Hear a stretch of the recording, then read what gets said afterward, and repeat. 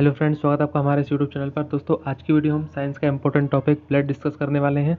तो चलिए वीडियो को शुरू करते हैं। दोस्तों, ब्लड क्या होता है? रक्त एक संयोजी ऊतक है। Blood is a connective tissue.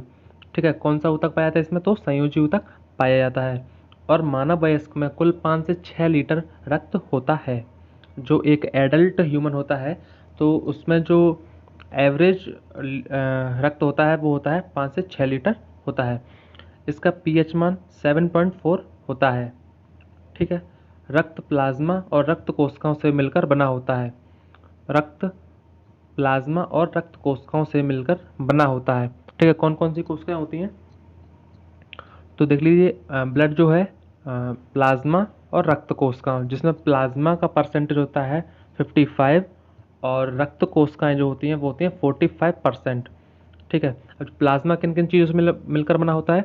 तो प्लाज्मा में 90% जल प्लस 10% अन्य पदार्थ होते हैं। जबकि रक्त कोशिकाएं कौन कौन सी होती हैं? आरबीसी, डब्ल्यूबीसी और प्लेटलेट्स। तो सबसे ज़्यादा ब्लड में कौन सी सेल पाई जाती हैं? तो आरबीसी, उसके बाद प्लेटलेट्स, और रक्त में सबसे जो कम कोशिका पाई जाती हैं वो होती हैं डब्ल्यूबीसी, श्वेत रक्त कणिकाएं रक्त में सबसे कम पाई जाती हैं। तो अब बात करते हैं प्लाज्मा। प्लाज्मा क्या होता है? प्लाज्मा हमारी बॉडी में 55% होता है। प्लाज्मा पानी और अन्य पदार्थ का मिश्रण होता है। पानी प्लाज्मा में 90% होता है और बाकी जो अन्य पदार्थ होते हैं वो 10% होते हैं। और वे कौन कौन से पदार्थ होते हैं? वो होते हैं प्रोटीन, यूरिया, फास्फोरेट, बाइकार्बोनेट आदि होते हैं।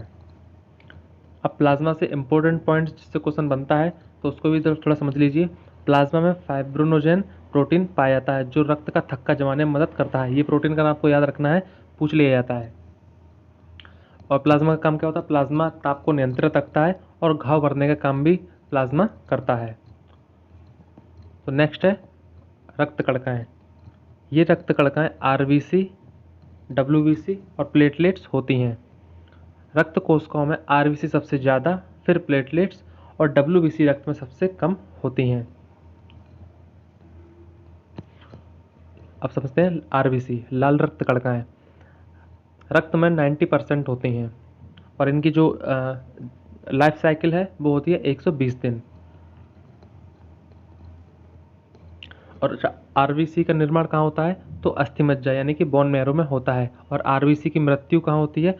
स्प्लीन में हो जाती है। इसे आरबीसी का कब्रिस्तान भी कहा जाता है। किसे? स्प्लीन को। अच्छा, और आरबीसी का काम क्या होता है? आरबीसी का कार्य होता है ऑक्सीजन और कार्बन डाइऑक्साइड का संवहन करना। ऑक्सीजन और कार्बन डाइऑक्साइड को ट्रांसपोर्ट करता है कौन? आरबीसी। नेक्स्ट देखते हैं हीमोग्लोबिन।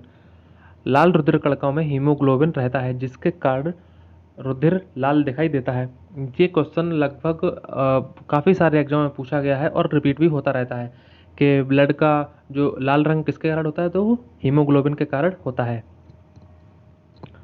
हीमोग्लोबिन कमी से शरीर में कौन सी कमी होती है? तो एनीमिया नामक रोग हो जाता है। ठीक है। श्वेत रक्त कणिकाएं रक्त में सबसे कम होती हैं। इनकी जो लाइफ साइकिल है वो 3 से 4 दिन होती है। आकार में सबसे बड़ी होती हैं। इनका निर्माण भी बोन मैरो में होता है और मृत्यु रक्त में ही हो जाती है। और जबकि आरबीसी की मृत्यु कहाँ होती है? तो स्प्लीन में होती है। और बोन मैरो और जो डब्ल्यूबीसी होती है उसकी मृत्यु रक्त में ही हो जाती है। नेक्स्ट है डब्ल्यूबीसी के कार्य। तो इम्यून सिस्टम को बढ़ाता है। ठीक है, प्रतिरोध की क्षमता बढ़ा देता है और रोगाणुओं से रक्षा करता है और घाव भरने का काम भी डब्ल्यूबीसी करता है। आरबीसी सॉरी डब्ल्यूबीसी 2 टाइप्स के होते हैं। कौन कौन से? लिम्फोसाइट्स और मोनोसाइट्स।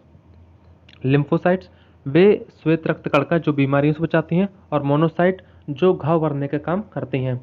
अच्छा, डब्ल्यूबीसी कमी से होने वाले रोग। तो एड्स और एचआईवी। ठीक है, जो कि डब्ल्यूबीसी कमी के कारण होता है। और कैंसर भी डब्ल्यूबीसी कमी से होता है।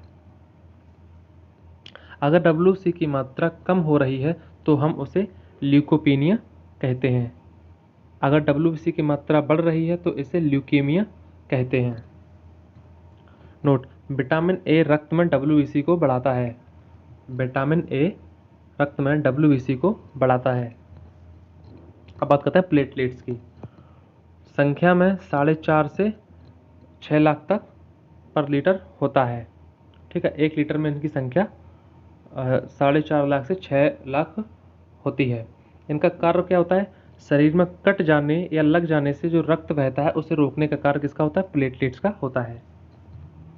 चिकनगुनिया और डेंगू जैसी बीमारियों में प्लेटलेट्स की मात्रा एकदम में कमी आ जाती है। डेंगू एडिस मच्छर के काटने से होता है। पूछ लिया जाता है कि जो डेंगू है किस मच्छर से होता है, तो एडिस एजिप्टी मच्छर के काटने से होता है। नोट याद रखिएगा, मानव शरीर में खून हेपेरिन की उपस्थिति के कारण नहीं जमता है। अब समझते हैं रक्त परिसंचरण तंत्र। हमारे शरीर में रक्त परिसंचरण तंत्र धमनी और शिराएं करती हैं।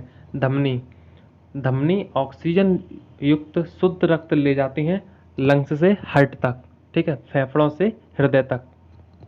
और शिराएं जो होती हैं, शिराएं अशुद्ध खून ले जाती हैं ऑर्गन से लंग्स तक, ठीक है। नेक्स्ट क्वेश्चन है आपका, प्लेटलेट्स को किस और नाम से जाना जाता है?